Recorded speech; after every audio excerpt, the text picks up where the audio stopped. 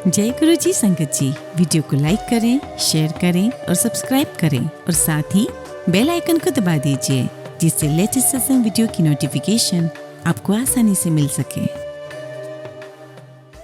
जय गुरु जी संगत जी, जय गुरु जी, शुक्राना गुरु जी। ओम नमः शिवाय, शिव जी सदा सहाय। ओम नमः शिवाय, गुरु जी सदा सहाय। संगत जी, मनुष्य का शब्द मनुष्य में ब्रह्म की उपस्थिति है। बोले गए शब्द वे ध्वनियाँ हैं जो विचार के स्पंदनों से उत्पन्न होती है। विचार अहम या आत्मा द्वारा भेजे गए स्पंदन होते हैं। संगत जी, स्पंदन का अर्थ वाइब्रेशन से होता है। आपके द्वारा बोले गया प्रत्येक शब्द आत्मा के स्पंदन के प्रभाव से पूर्ण होना चाहिए। किसी भी व्यक्ति के बोले गए शब्द निष्प्राण होते हैं यदि वह उनमें आध्यात्मिक शक्ति भरने में असफल रहता है। इसलिए जब आप प्रार्थना करते हैं या शुक्राना करते हैं तो आपके प्रत्येक शब्द में विश्वास का स्पंदन अवश्य होना चाहिए। अगर वो नहीं है तो व्यक्ति के शब्द एक खिलौने की बंदूक से चली गई कागज की गोली के समान अप्रभावी बना देते हैं। आपके प्रत्येक शब्द में, आपकी प्रार्थना में, आपके किए गए शुक्राने में विश्वास का स्पंदन अवश्य होना चाहिए, क्योंकि आत्मबल से रहित वाणी मानो अनाज के बिना भूसी की भांति होती है। संगत जी,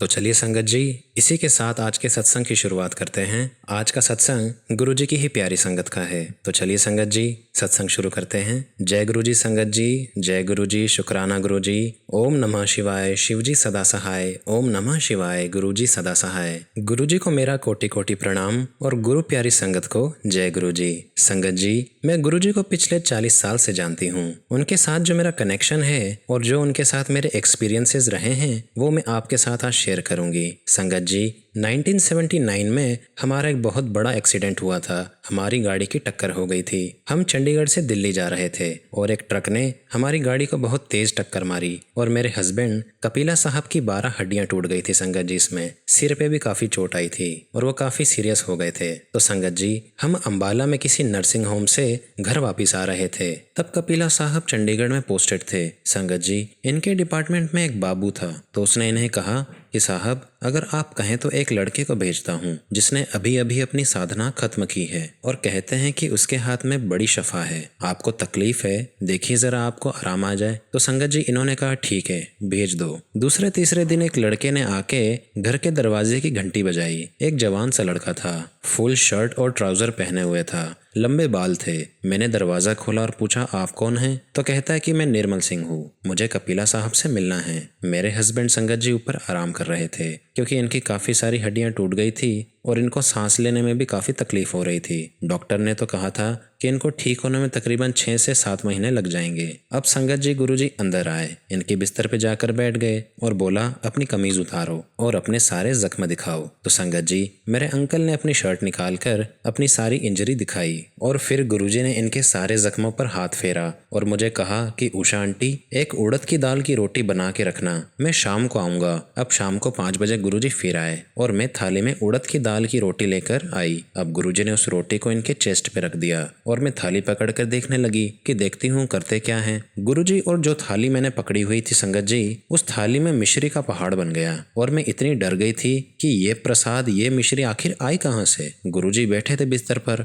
और मैं खड़ी थी। दरवाजे के पास किसी ने डाली नहीं और हवा में से मेरा थाल मिश्री से कैसे भर गया मुझे नहीं पता संगत जी। अब संगत जी, मुझे बहुत डर लग रहा था क्योंकि संगत जी, इस तरह की कोई भी चीज ना तो मैंने देखी थी और ना ही सुनी थी। और संगत जी, डर के कारण मैंने वो मिश्री उठा के बाहर फेंक दी। 5 बजे का आने का सिलसिला यूं ही चलता रहा। रोज गुरुजी आते, इनके जख्मों पर हाथ फेरते, जहां जहां पर इनको इंजरी थी वहां वहां पर गुरुजी हाथ फेरते रहे और मेरे हस्बैंड को आराम आता रहा। सबसे बड़ा आश्चर्य तो यह था संगत जी कि 7वें दिन कपिला साहब अपने ऑफिस चले गए, जबकि डॉक्टर ने कहा था कि आपको महीना डेढ़ छुट्टी लेनी पड़ेगी, आप बैठ भी नहीं पाओगे, चलना तो दूर की बात है। संगत जी, 7वें दिन ये ऑफिस चले गए और इन्होंने ये भी नहीं कहा कि मुझे यहाँ दर्द है, वहाँ दर्द है। और संगत जी, फिर गुरुजी आते रहे और मेरे हस्बैंड को आराम आता रहा। हम लोग संगत जी ये नहीं जान पाए कि वो बहुत बड़े संत हैं। वो एक लड़के की तरह हमारे घर पे रोज आते थे। गुरुजी हंसते रहते थे संगत जी, बातें करते रहते थे। तो मैंने एक बार गुरुजी से कहा कि गुरुजी, हम लोग वेजिटेरियन हैं और आप हमारे घर पे ना तो चाय पीते हो, ना पानी, और कुछ लेते भी नहीं, ऐसे तो ठीक नहीं है। तो गुरुजी कहते हैं कि नहीं, मैं ठीक हूँ, मैं कहीं पर भी कुछ भी नहीं लेता हूँ। संगत जी, मुझे बहुत बुरा लग रहा था गुरुजी आते, 1 घंटा लगाते, मालिश भी करते थे, जो कुछ भी करते थे बहुत ही कंफर्टेबली करते थे। हम भी बहुत कंफर्टेबल थे, कोई स्ट्रेन नहीं था संगत जी, ना उन पर और ना हम पर। अब संगत जी ऐसे ही गुरुजी 1 महीने तक आते रहे और एक दिन हम लोग सब ड्राइंग रूम में बैठे हुए थे। कपिला साहब भी बैठे हुए थे क्योंकि इन्हें कोई दर्द नहीं था। और इतने में गुरुजी ने अपने दोनों हाथों को मला और जैसे ही गुरुजी ने अपनी दोनों हथेलियों को मल के ऊपर किया, छत से नोटों की बारिश होने लगी। और संगत जी जो नोट बरस रहे थे वो 2 रुपए के नोट थे और नोट ऐसे थे कि जैसे अभी अभी प्रिंटिंग प्रेस से छप कर आए हों। संगत जी देखते ही देखते कमरा नोटों से भर गया और मैं यह सब देख के इतना डर गई कि मैं कमरे से भाग गई थी संगत जी। अब संगत जी देखिए, ऐसा है कि मैं वेस्टर्न एजुकेशन की प्रोडक्ट हूँ और मैं कॉन्वेंट स्कूल से हूँ। मेरी नज़र में ये सिर्फ एक मैजिक शो था और मैंने सिर्फ मैजिक शो के बारे में ही सुना था। मेरे लिए ये एक मैजिक शो ही था और मैंने ये सब कभी देखा नहीं था, इसलिए मैं देखकर बहुत डर गई और भाग गई थी वहाँ से। अब संगत जी गुरुजी ने मुझे कहा कि ये नोट उठा लो, तो मैंने उनसे कहा कि मुझे नहीं चाहिए। अब संगत जी मैं भी 39 ईयर्स ओल्ड थी और मुझे भी इतनी समझ नहीं थी और गुरुजी ने भी कोई ऐसी बात नहीं की कि मैं उन्हें समझ पाऊँ। मैंने संगत जी उनकी असलियत को पहचाना ही नहीं। तो गुरुजी ने मुझे कहा कि नोट उठा लो, रख लो। मैंने कहा गुरुजी मुझे नहीं चाहिए। तो गुरुजी ने कहा कि नहीं, सारे नोट उठा लो। अब संगत जी मैंने सारे नोट उठाए और सारे नोटों की एक गड्डी बना के गुरुजी के सामने रख दिए। संगत जी गुरुजी ने फिर मुझे कहा कि तुम रखो इसे। तो मैंने कहा कि नहीं गुरुजी, ये आप रखिए, मैं नहीं रखूंगी। अब गुरुजी मुझे कहने लगे कि इन नोटों को तेरे खजाने में रख दे, तेरा खजाना कभी खाली नहीं होगा। संगत जी गुरुजी को ये बात बड़े अच्छे से पता थी कि कपिला साहब बहुत ही ईमानदार हैं और एक ब्राइट ऑफिसर हैं और हमारे पास उनकी तनख्वाह के कुछ भी नहीं है। गुरुजी को ये अच्छे से पता था कि 2 बच्चों को पालना है, उनको बहुत अच्छी एजुकेशन देनी है। हम लोग बहुत मेहनत करते थे संगत जी पैसों के लिए। अब पता नहीं संगत जी, जब से नोट वाला वाकया 1979 में हुआ तब से हमें कभी भी पैसों की कमी नहीं हुई। और सबसे बड़ी बात तो ये है कि हमारे पास किसी तरह की कोई एक्स्ट्रा सोर्स ऑफ मनी नहीं था उस वक्त। अब संगत जी ये तो बहुत अजीब बात है। संगत जी ये बात मैं मानती हूँ कि करिश्मा तो है और ये बात मैंने किसी को बताई भी नहीं और आज भी वो नोट मेरे पास एक डिब्बे में रखे हुए हैं संगत जी। 2 रुपए की करेंसी के नोट थे और बहुत ज़्यादा नहीं थे, लेकिन अब उन्हें इकट्ठा किया तो एक गड्डी बन गई। गुरुजी ने मुझे कहा था, मैंने वैसे के वैसे नोट अपनी बरकत वाली जगह पर अपने डिब्बे में रख दिए थे। एक दिन संगत जी गुरुजी मेरे लिए एक साड़ी लेके आए और कहते हैं ये साड़ी उषा आंटी तेरे लिए है। मैंने कहा कि मैं नहीं पहनती ऐसी साड़ियाँ, मैं क्या करूँगी, मेरे पास तो ऐसी बहुत सारी साड़ियाँ हैं। तो गुरुजी कहने लगे कि नहीं, ये साड़ी ले ले, तू रख ले अपने पास और तू इसको पहनना। तो गुरुजी बोलते हैं कि मैं तो रख के जा रहा हूँ, मैं तो पहनता नहीं इसको। और संगत जी फिर मैं सोचती रही कि मैं क्या करूँ क्या ना करूँ। फिर मैंने वो साड़ी रख ली संगत जी। फिर मैंने उस साड़ी को पहनना शुरू कर दिया क्योंकि मैंने सोचा कि उन्होंने दी है तो मैं इसको पहन लेती हूँ। मैंने ये सोचा था कि मैं किसको दूंगी तो मैं ही पहन लेती हूँ। संगत जी बस इस तरह से कुछ दिन बीतते चले गए और 1 महीना हो गया। गुरुजी चले गए अपने रास्ते और हम लोग वहीं रह गए। हमने ये भी नहीं पूछा उनसे कि आप कहाँ से आए हो, आपका क्या एड्रेस है। हमने उनसे कुछ भी नहीं पूछा संगत जी, टोटली डिसकनेक्टेड हो गए थे। अब संगत जी हम लोग दिल्ली आ गए। अब कपिला साहब secretary to government of India बन गए थे तो हमें यहाँ पे आना पड़ा। हम दिल्ली में शाहजहां रोड पर रहते थे संगत जी। एक दिन संगत जी गुरुजी वहाँ पर आ गए। उन्हें पता नहीं था पर वो पता करके आए। पता तो संगत जी लग ही जाता है, जो ऑफिसर्स होते हैं उनकी जानकारी तो लगभग सभी को पता चल ही जाती है। अब संगत जी गुरुजी आए, घर पर खड़े रहे और मुझे लगा डर। संगत जी मैं अकेली थी इसलिए मुझे बहुत डर लग रहा था। मेरा बेटा एग्जाम की तैयारी कर रहा था। घर पे संगत जी कोई भी नहीं था। मैंने गुरुजी को यह तक नहीं कहा कि आप बैठ जाइए तो गुरुजी कहने लगे कि कपिला साहब कहाँ हैं। तो मैंने उनसे कहा कि वो तो दफ्तर में होंगे, इस टाइम तो वहीं होते हैं। अब संगत जी वो भी खड़े रहे और मैं भी खड़ी रही और मैंने डर के मारे उन्हें बैठने के लिए भी नहीं कहा संगत जी, क्योंकि मुझे डर था कि क्या पता क्या कर देंगे और मैजिक शो दिखा देंगे तो मैं डर जाऊंगी और मैं अकेली हूँ, घर में क्या करूँगी। तो गुरुजी ने कहा ठीक है तो मैं चलता हूँ। संगत जी मैंने उन्हें कुर्सी तक नहीं दी बैठने के लिए। इतने में गुरुजी ने मुझे कहा कि आंटी एक काम करो, अपना हाथ आगे करो। संगत जी मैंने गुरुजी के सामने अपने दोनों हाथ फैलाए और देखते ही देखते संगत जी मेरे दोनों हाथ कड़ा प्रसाद से भर गए। और संगत जी वो कड़ा प्रसाद इतना गर्म था और उसमें से इतना घी निकल रहा था। मैंने कहा क्या करूं इसका। तो गुरुजी कहते कि खा ले। तो संगत जी बेटा घर पे था। मैंने कहा कि ले आधा तू खा ले और आधा मैं खा लेती हूँ। और संगत जी वो कड़ा प्रसाद इतना स्वाद था, कहाँ बना होगा, कैसे बना होगा, हमें तो कुछ नहीं पता था। गुरुजी ने वो खड़े खड़े प्रसाद मुझे दिया और फिर कहते कि अच्छा अब मैं चलता हूँ, और गुरुजी वहाँ से चले गए। फिर मैंने भी नहीं पूछा कि आप कहाँ रहते हो, आपका एड्रेस क्या है, आप कैसे आए। संगत जी मुझे बड़ा डर लगता था। पता नहीं क्यों एक दिन संगत जी पंजाब के आईजी हमारे घर पर आए। तब तक हमारा रिटायरमेंट हो चुका था और हम गुड़गांव में रहने लगे थे। अब संगत जी वो हमारे घर आए और कहने लगे कि मेरे गुरुजी आपको बड़ा याद करते हैं, और उन्होंने बताया कि मेरे गुरुजी कहते हैं कि कपिला साहब को ढूंढो, वो कहाँ हैं, और उनसे कहो कि वो मुझे आकर मिलें। तो कपिला साहब ने कहा ठीक है, आपके गुरुजी हैं तो हम ज़रूर जाकर मिलेंगे। एड्रेस ले लिया गया। कब जाना है, कहाँ जाना है, संगत जी हमें बताया गया कि वो एम्पायर स्टेट में ही सत्संग करते हैं और वो गुरुजी वहाँ बुला रहे हैं। अब हम एक दिन एम्पायर स्टेट चले गए आईजी साहब के साथ, और गुरुजी हम दोनों को देख के हंसने लगे और हमको देखकर कहते हैं हैरान रह गए ना। और संगत जी उनकी शक्ल, सूरत सब कुछ बदल गई थी। उनके बाल भी नहीं थे और जो उनका सारा ठाट बाट था उसमें बहुत फर्क आ गया था। अब संगत जी मैंने सोचा गुरुजी गद्दी पर इतना सुंदर चोला पहनकर बैठे हैं और उनके आसपास VVIP, prime minister, governor, military officer, बहुत सारे लोग बैठे थे संगत जी। फिर मैंने सोचा कि ये लोग शायद अपनी गरज को आए हैं। वो माहौल ही कुछ अलग था संगत जी। हम जिन गुरुजी को जानते थे वो बहुत अलग थे, वो सिर्फ हमें ही पता था। और गुरुजी ने हमें कहा कि बस हुण आते जाते रहा करो, लंगर पाओ और रो जाओ। अब संगत जी हम गुड़गांव से आया करते थे और रात को हम बहुत लेट हो जाया करते थे, कभी कभी 2 बज जाया करती थी संगत जी। वो रास्ता भी बड़ा सुनसान हुआ करता था, चारों तरफ जंगल ही जंगल था और मुझे बहुत डर लगता था। हालांकि ऐसा कभी कोई इंसिडेंट हुआ नहीं था रास्ते में,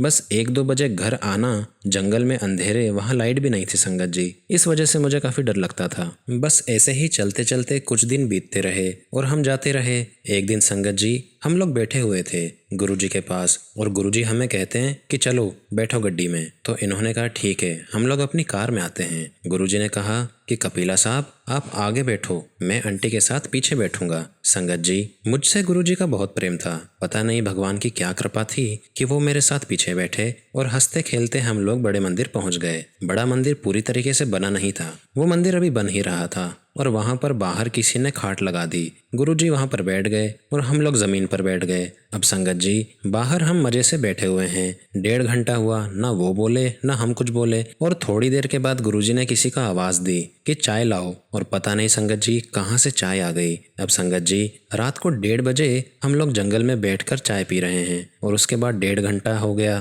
तो गुरुजी ने कहा कि चलो चलें। उसके बाद हम लोग एम्पायर स्टेट आ गए और वहाँ से हम अपने घर आ गए। अब वहाँ जाने में क्या सिग्निफिकेंट था, उसका क्या महत्व था, हमें कुछ नहीं पता था संगत जी। हम जान ही नहीं पाए गुरुजी को। गुरुजी को समझना बहुत मुश्किल था, उनका कोई भी एक्शन समझ में नहीं आता था, उनकी कोई भी मूवमेंट बिल्कुल ही समझ से बाहर थी। लेकिन मुझे इतना पता था कि गुरुजी की कृपा हम पर है। एक बार संगत जी संगत में 2 औरतें आईं और गुरुजी ने उन्हें कहा कि उस आदमी से जाकर पूछो कि जिंदगी कैसे बितानी चाहिए। गुरुजी ने इनकी तरफ इशारा करके कहा था, मेरे हस्बैंड कपिला साहब की तरफ। और फिर वो दोनों औरतें भागी भागी आईं कि अंकल गुरुजी आपकी बड़ी तारीफ कर रहे थे। तो उन्होंने बताया कि गुरुजी कह रहे थे कि उस आदमी से सीखो कि जिंदगी कैसे बितानी चाहिए। बड़ा दबंग आदमी है, किसी से डरता नहीं है और बड़ा ईमानदार है, सिवाय तनख्वाह के उसके पास कुछ नहीं है। यहाँ तक तो हम समझ गए थे संगत जी कि गुरुजी जानते हैं सब कुछ, उन्हें सब कुछ पता है, उनसे कोई भी बात छुपी नहीं है। हमें क्या चाहिए क्या नहीं चाहिए, गुरुजी नोज अवर नीड्स। और आज मैं इस यकीन के साथ कह सकती हूँ कि जो ईश्वर थे वो गुरुजी ही थे। और संगत जी कभी गुरुजी से कुछ मांगने की ज़रूरत ही नहीं पड़ी, जो हमें चाहिए था गुरुजी ने अपने आप ही दिया हमें। हमारी याद में, हमारे साथ, हमारे प्रेम में वो हमेशा रहेंगे। संगत जी उन दिनों मेरी डॉटर अमेरिका में पढ़ रही थी, उसने वहाँ जा कर के PhD किया। और संगत जी मेरी बेटी मार्केट में जॉब हंट कर रही थी। संगत जी एक बार मेरी बेटी का ना कई दिनों तक फ़ोन नहीं आया और हम लोग उस बात को लेके बहुत चिंतित थे कि कहाँ गई, क्या हुआ। अब उसका फ़ोन संगत जी 15 से 20 दिन तक नहीं आया, जबकि उसका फ़ोन हर हफ्ते आया करता था। अब संगत जी हम इधर बहुत वरीड थे उसके लिए, लेकिन हमने गुरुजी से कुछ भी नहीं कहा। संगत जी हम सत्संग में जाया करते थे, कहाँ एम्पायर स्टेट की बिल्डिंग और कहाँ गुड़गांव। अब रात के 8 बज चुके थे। हम 8 बजे मार्केट से आए, नहाकर हम गुरुजी के पास पहुँचे। अब गुरुजी अपने कमरे में बैठे हुए थे संगत जी। कुछ लोग वहां पर बैठे हुए थे। आमतौर पर संगत जी सत्संग में मोबाइल फोन साइलेंट हुआ करते थे। अब संगत जी उस दिन इन्होंने अपना मोबाइल फोन अपनी कोट की जेब में डाल रखा था और साइलेंट नहीं किया था। और जैसे हम वहां पहुंचे तो हमें गुरुजी के रूम तक कोई ले गया और जैसे ही इन्होंने कमरे में पैर रखा वैसे ही मोबाइल की घंटी बजी और गुरुजी अंदर कमरे में बैठे हुए थे और गुरुजी ने एकदम से कहा कि ये लो, आ गया सूची का फ़ोन। अब देखिए संगत जी, जैसे ही मेरे हस्बैंड ने बाहर जाके फ़ोन सुना, वो फ़ोन मेरी बेटी का ही था। कितनी बड़ी बात है, हमने गुरुजी को बताया तक नहीं था। संगत जी, एक बार मेरी बेटी अमेरिका से आई थी, तब हम लोग सत्संग में बैठे थे तो गुरुजी उससे कहते हैं कि चल तू मेरे साथ कल चंडीगढ़ चल। किसी की शादी थी संगत जी। अब संगत जी, मेरी बेटी हमारी तरफ देखने लगी क्योंकि उसे जो कुछ भी गुरुजी के बारे में पता था वो सिर्फ उसने हमारे मुंह से ही सुन रखा था। इतने में गुरुजी मेरे बेटे को भी कहने लगे कि चल तू भी चल। अब संगत जी, बच्चे थोड़े से सोच में पड़ गए, लेकिन फिर गुरुजी ने उनसे कहा कि मैं तुम्हें ले जाऊंगा और गुरुजी बच्चों को ले गए संगत जी। उन्होंने अपने साथ ही रखा, खिलाया पिलाया और बहुत प्यार किया संगत जी। संगत जी, मुझे लगता है कि हम क्या कर्म करके आए हैं पिछले जन्म में, गुरुजी सारे कर्म काट देते हैं और जो भी कर्म हमारे कटते हैं वो गुरुजी की असीम कृपा से ही कट जाते हैं संगत जी। उनकी इतनी कृपा होती है कि हमारे जितने भी बुरे कर्म होते हैं वो गुरुजी के आशीर्वाद से ही कट जाते हैं। इसलिए संगत जी, मैं सत्संग करती हूँ, उनका ध्यान करती हूँ और संगत जी, कई दफ़ा मुझे चंदन और गुलाब की खुशबू भी आती है कमरे में, तो मुझे लगता है कई बार कि गुरुजी मेरे पास ही हैं और कहीं भी नहीं गए हैं। संगत जी, मेरे हस्बैंड की डेथ को 14 साल हो गए हैं, लेकिन मैंने कभी अकेलापन महसूस नहीं किया, कभी अनाथ महसूस नहीं किया और गुरुजी की कृपा से मेरी ज़िंदगी बहुत खुशहाल है और बहुत सुंदर है। गुरुजी के बारे में जितना कहूँ उतना कम होगा। संगत जी, अब आगे का सत्संग मेरा बेटा आपसे शेयर करेगा। जय गुरुजी संगत जी, जय गुरुजी, शुक्राना गुरुजी। जैसा कि मम्मी ने बहुत सारे आशीर्वाद गुरुजी के जो हमारे साथ रहे हैं आप सभी के साथ शेयर किए हैं। जो भी मिरेकल्स हुए हैं हमारी लाइफ में वो सभी मम्मी ने आपके साथ शेयर किए हैं। हम सभी को बहुत सारे मिरेकल्स एक्सपीरियंस हुए हैं संगत जी। एक बार हम लोग गाड़ी में शायद लुधियाना से जलंधर जा रहे थे और हमारी गाड़ी का जो पेट्रोल था वो ऑलमोस्ट ख़त्म हो चुका था। संगत जी, आप बिलीव ही नहीं करेंगे, ये हम भी नहीं समझ पाए थे कि गाड़ी में पेट्रोल था ही नहीं, लेकिन लगातार जो पेट्रोल की नीडल है वो बढ़ती ही जा रही थी। आप जब जर्नी करते हैं तो नॉर्मली पेट्रोल घटता है, लेकिन वहाँ पेट्रोल बढ़ता ही जा रहा था संगत जी। और कई बार तो गुरुजी ने हमें इस बात का एहसास भी कराया है कि गुरुजी सिर्फ नॉर्मल मॉर्टल नहीं है, वो अमर हैं। गुरुजी ह्यूमन बीइंग से कहीं ज़्यादा फार बियॉन्ड है संगत जी। And Guruji is the manifestation of God. जैसा कि संगत जी मम्मी ने बताया कि हम लोगों को काफ़ी समय लगा, काफ़ी टाइम लग गया गुरुजी को समझने में। इनिशियली तो हम गुरुजी को नहीं समझ पाए थे। एंड संगत जी, we are very slow to believe. हमें समझ में आ गया कि गुरुजी पर विश्वास करने से एक सुख और शांति ज़रूर मिलती है। तो ये तो है कि गुरुजी का साथ हमेशा रहा है और आज भी हम गुरुजी की ब्लेसिंग, उनकी प्रेजेंस फील करते हैं। गुरुजी कहा करते थे, मांगो मत। गुरुजी की संगत में हम लोग चुपचाप भजन कीर्तन सुना करते थे और उसी में हमें इतना आनंद आता था, इतनी शांति मिलती थी। और जैसा कि मम्मी ने कहा है कि गुरुजी हमारे कर्म काटते थे। गुरुजी ने बहुत सारे लोगों के कर्म काटे हैं, बहुत सारे लोगों के दुख अपने ऊपर लिए हैं, लेकिन मैं महसूस करता हूँ कि किसी भी मिरेकल से कहीं ऊपर हमारे गुरुजी हैं। ये तो संगत जी सिर्फ बताने के लिए था कि I am Shiv, I am divine, लेकिन उसके बियॉन्ड उनमें बहुत परम शक्ति थी और हमारे लिए तो गुरुजी परम शिव हैं। जो भी गुरुजी में धारणा रखता है, उन पर बिलीव रखता है, गुरुजी उनको खुशहाली, सुख, चैन, आराम सब कुछ प्रोवाइड कराते हैं संगत जी। संगत जी, अब मैं अपनी वाणी को अब यहीं विराम देता हूँ। सत्संग को शेयर करने में किसी भी प्रकार की कोई भी भूल हो गई हो तो मुझे क्षमा कीजिएगा। ओम नमः शिवाय, शिवजी सदा सहाय। ओम नमः शिवाय, गुरुजी सदा सहाय। जय गुरुजी, शुक्राना गुरुजी।